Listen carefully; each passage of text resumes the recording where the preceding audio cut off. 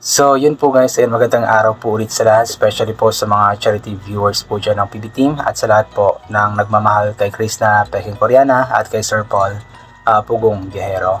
So another topic po yung pag-uusapan po natin. Ito po ay mula sa shared post po ni Krishna sa kanyang Facebook page na Krishna Mahusay V2, kung saan nga po shinare nga po niya ang post ni Hev Abi na nakakahiya mag-I miss you sa kanya, parang nagmamakaawa ako. Tapos nag-share si Krishna, nilagyan po niya ng caption na wag na lang, ha ha ha ha ha ha. Unlimited ha ha ha ito eh. Yun nga po, so marami po mga nag-comments, kumbaga maraming mga nabuhayan ng loob na kumbaga andun pa rin po sa puso ni Krishna yung pagka-miss nga po niya sa kay although hindi mention ni Krishna kung sino po ito, pero alam naman po natin kung sino po talaga ito. Wala naman siyang ibang mamimiss, di ba? Kundi yun lang naman talaga, yung taong yun naman po talaga. So marami nga po mga comments, nakakatuwa nga po yung mga comments kasi kumbaga parang nabuhayan nga po ng loob yung mga supporters na may pag-asa pa. Pero kung wala man po, at least, di ba, kumbaga andun sa puso ni Krishna palagi yung taong iyon po at namimiss nga po niya. Although yun nga, siguro nahihiya lamang po siya na magsabi ng I miss you, ganito ganyan, dahil nga po sa mga nangyari. Pero normal lang naman po yun sa tao. Alam ko naman na both siguro sila is namimiss nga po ang isa't isa, at normal lamang po yun sa tao kasi nga po may pinagsamahan din naman po sila. At yung mga araw na magkasama nga po sila is puro masasaya nga po. Kaya alam ko nakakamiss nga din po ang mga araw, mga panahon po na iyon. And hoping na muling mangyari nga po iyon in the near future. So hindi man very soon, pero at least baka balang araw. So abangan na lamang po natin kung kailan po mangyayari po iyon. Pero alam ko naman na yung isa din naman is namimiss rin naman niya si Chris. May mga pagkakataon po sa vlog po niya na nababanggit po niya, instead na langga, nagiging lang ganito ganyan, di ba?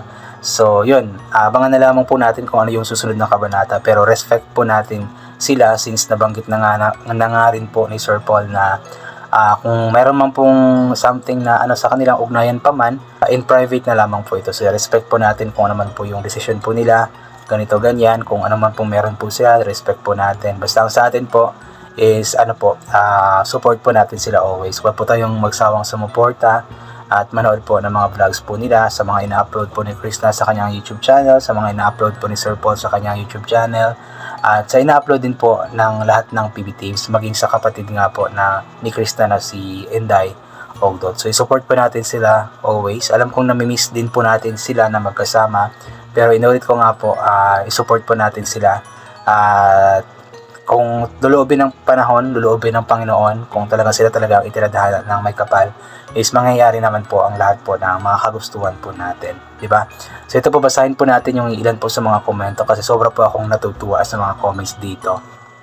Mula kay Ruby Palermo Tadina, di masamang mag-I miss you, Krishna Mahusay V2, lalo na sa taong namimiss mo at may pinagsamahan kayo. Kung ako di ako mahihiya, dun mo malalaman kung namimiss ka rin.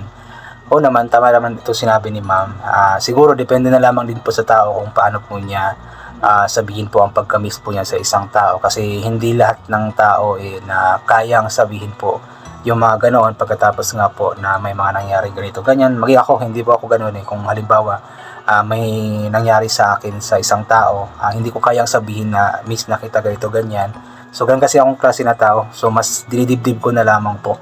So si Krishna naman, hindi ko alam kung ganoon po siya katulad sa akin, pero siguro kung sakali man na talagang sobrang miss na po niya ang isang taong pong iyon, so hindi naman siguro masama rin na sabihin po niya ang kanyang nilalaman ng kanyang puso, di ba? Melanie Arcanio Militar, Krishna Mahusay Vito, diba nga sabi kong saan o ano raw ang magpapasaya ng puso mo, yun daw ang gawin o sundin mo. Go for it, say I miss you every hour, every minute. Nais kang makita, Yudi. Di yan pagmamakaawa. Pagpapakatotoo yun, walang matigas na tinapay sa mainit na kape. Miss Cafe. Totoo naman po yun, talagang walang matigas na tinapay sa mainit na kape. Kung halimbawang sasabihin ni Krishna na miss na kita, alam ko naman yung isa, miss din naman siya. So, sobrang kilig moments po yun sa kanila, especially sa ating mga viewers. Alam kong sobrang kilig moments po iyon. Pero yun nga, kung ano yung mas magpapasaya nga po sa puso ni Krishna, yun po yung sundin po niya. Siguro isa rin po ito sa reason kung bakit nga ba na-stress si Krishna, siguro sa kakaisip kung kailangan ba niyang sabihin ang pagka-miss po niya sa taong yun or hindi, ganito ganyan siguro. So yun, ipag-pray na lamang po natin si Krishna na makapag-decide po siya ng kung ano ang tama niyang gawin at kung ano ang magpapasaya nga po sa kanya. Marie Sarataw Achas, ha, sige na dahil Chris na, say I miss you na para makatulog ka na, ha. Love you Chris na, I miss you so much. Yun nga po, baka isa po yun sa reason kaya hindi siya makatulog kasi nga po sabi niya device, lumilipad pa yung isip po niya, gumagala pa habang nakahiga po siya. Baka isa po yun sa naiisip po niya habang nakahiga po siya. So yun, sabihin na lamang po niya kung gusto po niya, kung talagang miss po niya. Pero kung hindi kaya, so isipin mo lang mabuti at kumuha mo na ng lakas ng loob bago sabihin ang mga bagay po na yun. Nora Sangkupan Matingkang, ayan, naku, try mo ang bilis sumagot ng okay. Siya nga ang lagi nagkamali sa pangalan kahit saan napapunta, daladala niya ang name mo. Ang puso niya nasa iyo guys. Pansin ko lang ito lagi nagkamali at lagi kinilig kahapon yun ata pag-upload. Yun nga po, sa mga vlogs nga po ni Sir Paul, marami po siyang mga pagkakataon po talaga na parang may pahiwatig din po, especially yung kay Langga, imbis na Langga naging Langlang, ganito ganyan. So siguro mystery na rin po, di ba? At inulit ko nga po, normal lang naman po iyon kasi nga po may pinagsamahan din naman po sila. Fernando Mapalo Jr., kung pareho pala kayo nang iniisip tas inaantay niya naman pala, naghihintayin lang pala kayo, edi go na, win-win situation yung kapatid. Pag sabi mong I miss you, sagot niya meet up tayo, aray mo pakak. Matik agad, di ba? Pagka I miss you, meet up agad, automatic. So mali natin, baka ganoon nga po. Pero wag na lamang po tayong mag-expect ng sobra kasi mahirap din po, di ba? Importante sa ngayon, i-support po natin sila pareho sa mga ginagawa po nilang mga vlogs. Lilibet Danabar, na-miss mo siya at na-miss ka din niya. Ano pang inaantay nyo? Edi go, wag na kasing pigilan pa. Baka pag pinigil nyo yan, baka maging violet kayo niyan. Baking violet na. Abangan po natin kung ano naman po yung possible na mangyayari. Intindihin rin po natin kasi nga po may nangyari din naman po talaga na hindi kaaya-aya. So siguro andun po yung awkwardness. Kumbaga parang nahihiya pa po si Chris na sa mga bagay ganito ganyan. So antayin na lamang po natin na maging maayos nga po. Mas maging maayos nga po 100% ang lahat sa puso ni Chris na.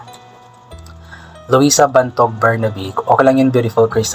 Sabi nga wala sa babae o lalaki yun. Kung na-miss mo si Bibi Loves mo, sabihin mo parang nasa ilog kayo date, iyaw mo lang na-miss mo ako, ay para alam mo kung ano isasagot niya. Pag mahal mo, ipaglaban mo, ganun yun. Ayan.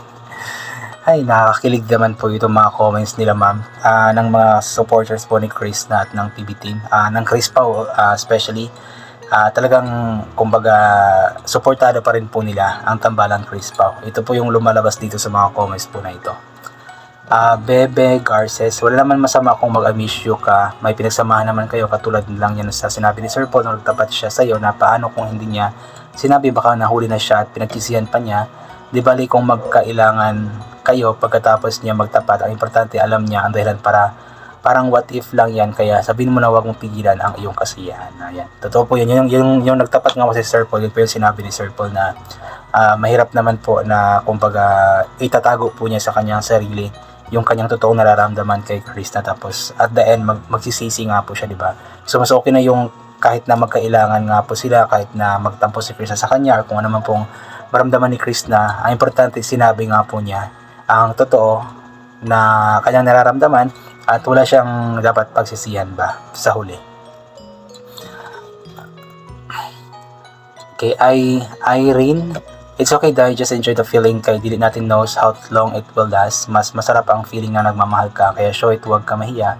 Pagdagal sa panahon, wala ka pag-isihan and always pray. Yun nga po, enjoy the moment, enjoy the feeling na lang kasi di natin alam po hanggang kailan nga po ito mararamdaman ni Chris na. So yun, kung ayaw po niya magsisi, so sabihin na lamang po niya kung ano yung gusto niya sabihin sa taong iyon po, especially yung pagka-miss po niya, para wala siyang pagsisihan ba, at least nasabi po niya, at least mahiya man siya or kung ano man po maramdaman niya after, at least nasabi po niya at wala siyang pagsisihan kasi nga nasabi nga po niya ang gusto niyang sabihin. Ang ulit po tayo eh. Grace Dadiahon, wag nang mahiya Bibi Loves. Chris na sabihin mo I miss you lang naman. Si Encar nga hindi nahiya, sobrang kapal. Sige daddy ng daddy, unlimited pa nga kay Encar, halos araw-araw yata yun. Yun po yung grabe po yung si Encar. Bilib ako sa tapang, sa kapal ng mukha po nun. Talagang kahit na sinabi na po ni Sir Paul na hindi siya kilala ni Sir Paul, na tigilan na po yung pagtawag ng daddy kay Sir Paul, talagang hindi tumitigil at patuloy pa rin pong naging illusion na talagang daddy po niya si Sir Paul at talagang sila nga daw po. Grabe po yung confidence po ng taong iyon po. So yun po, hanggang dito na lamang po. God bless and bye for now po.